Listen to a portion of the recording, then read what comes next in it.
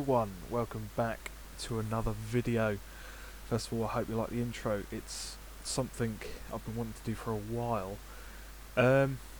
So yeah, if you haven't guessed from the intro, this video is pretty much an update video regarding my own locomotive, a Martin Evans Conway called Clwyd. So what's been happening? Well, ever since the last video, the locomotive has been throwing up problems left, right and centre. What to say really? I can't really remember the list in order in which the problems occurred, but hopefully I should be able to show you some videos in just a second.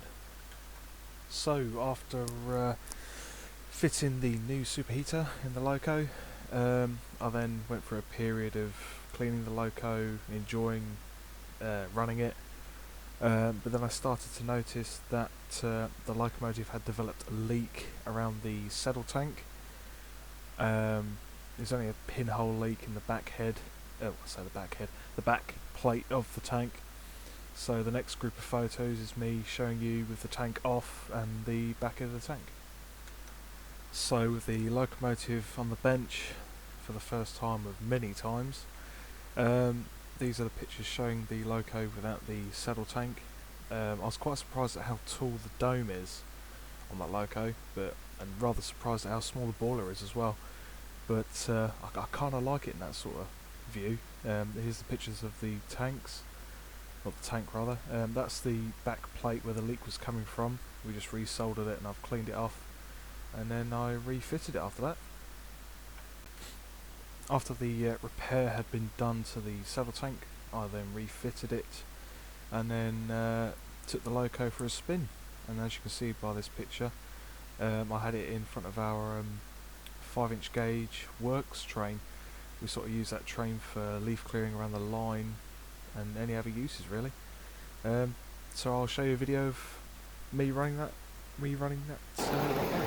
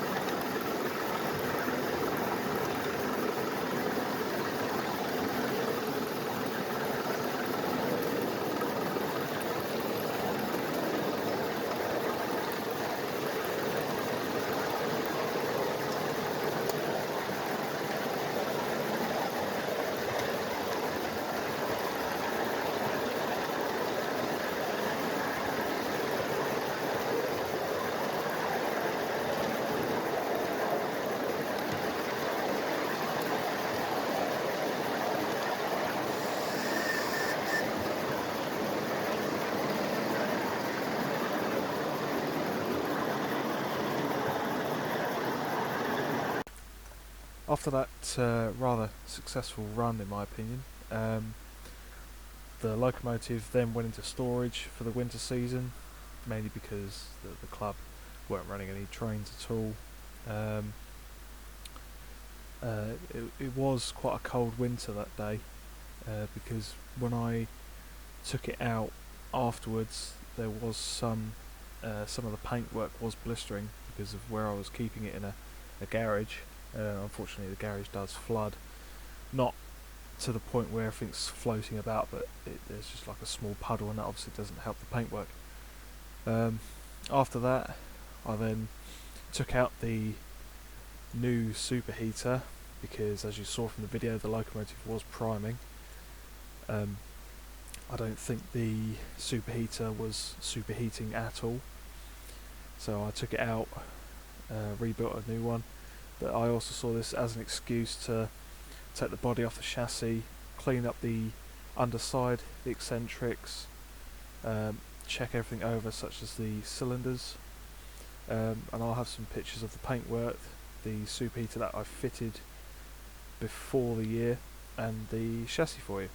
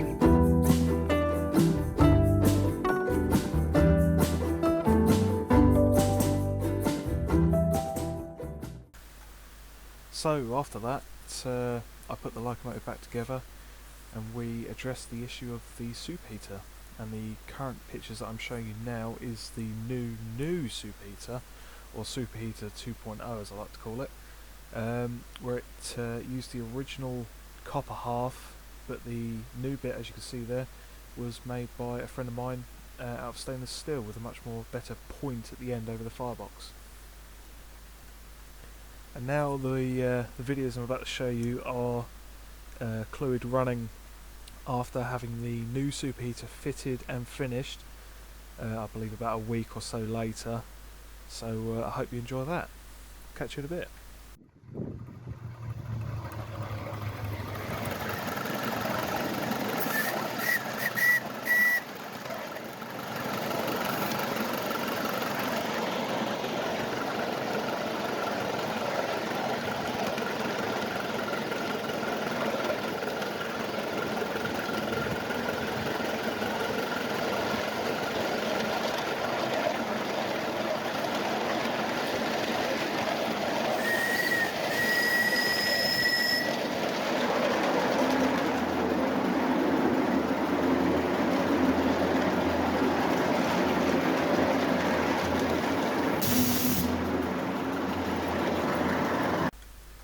As you can tell from that video, the locomotive was tested and ran thoroughly. You could also tell that the locomotive was running a lot better than what it was. It was barely priming at all. It definitely shows that the new superheater that we'd fitted was working much better than the old one. I did find out that the old one was stopping the flow of hot gases and actually had a wall of coal behind it. I did show that previously, previously in the video just back there.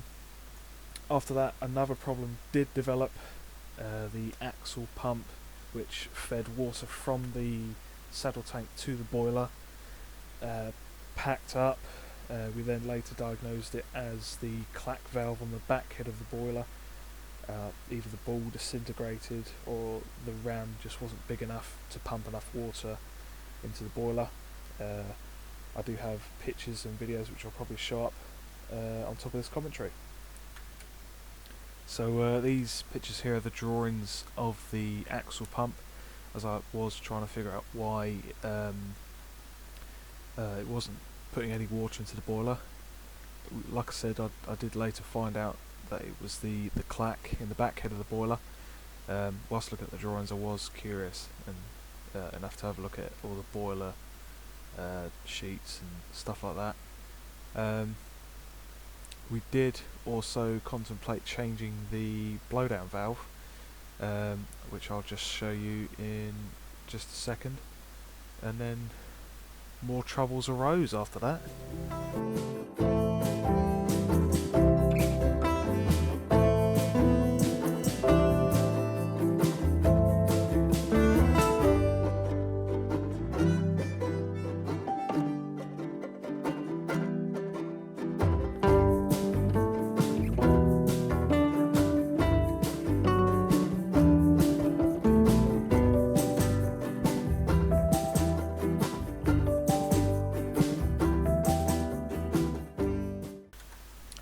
After successfully fitting the new clack, we tried to fit the new blowdown valve that a friend of mine who built the soup heater also built the new blowdown valve. We looked at the bushing in the boiler for where the blowdown valve is situated, and found out that there was barely any thread holding not just the new blowdown valve in, but the old one as well. It was rather worrying because any time I could have been driving this loco and the blowdown valve just goes shooting out the side. So after that, I've still got the one that he made. I will use it whenever I make a new boiler for the Conway, but that'll be another video and another time, probably about a couple of years time or something or so. But after that, I then had to refit the old blowdown valve, but I had to use a lot of precautions in using Loctite, and I had to widen the thread on the extension. I think the old one had an extension, so it was a bit more further out. But then I later found out that that didn't work at all. It was still leaking, so then I had to get a new valve, and the new valve is the one that's currently on the loco at the moment. Unfortunately, I don't have any videos or pictures of the new valve, but you might see it in some of the I would say next videos coming up later in this video. The new valve does leak, but it does its job, is what I'm trying to say. So yeah, what I'll do now is I'll show you the videos of the loco running after we fitted the clack, and I think refitted the original blowdown valve.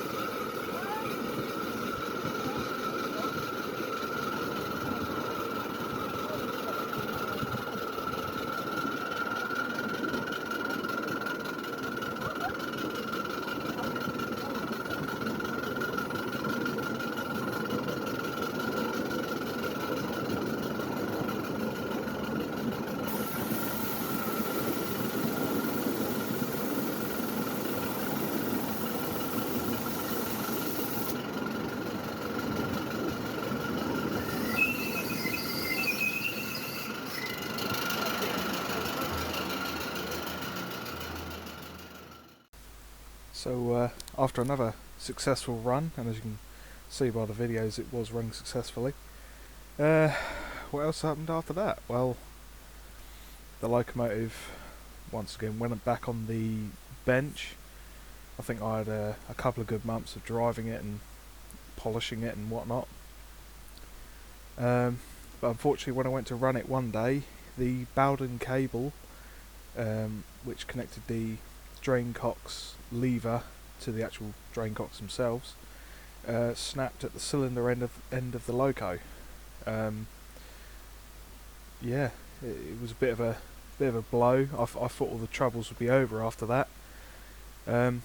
So these next few pictures are what I did with that. I pretty much took the cable out, tried to source a new one. I think at the moment it's currently held together with a bit of welding rod, which is typical me and the loco really. We're sort of both bodgers really.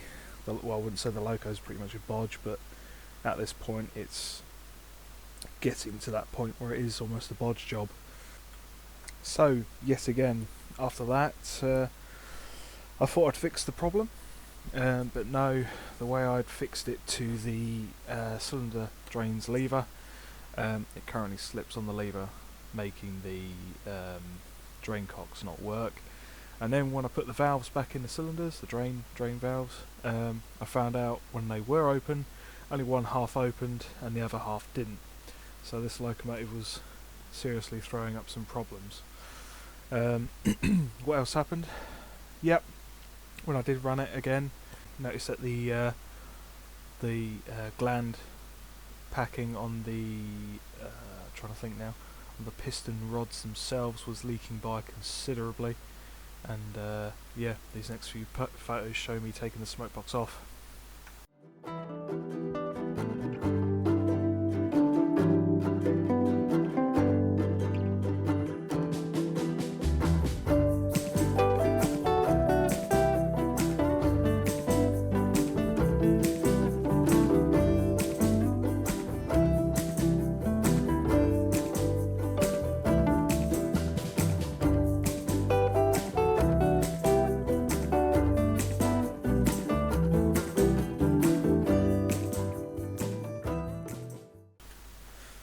Surely at this moment you're probably thinking the same thing as I was at the time. Surely that must be the end of the problems. Well, no, unfortunately not. There was still the main issue where the locomotive was priming quite a lot. After the previous videos of my friend driving it, it then reverted back into how it was when the locomotive arrived at the railway, priming its absolute nuts off. Quite literally. So I thought, right, I'm going to tackle this once and for all. Everything else, minor or major, has been done.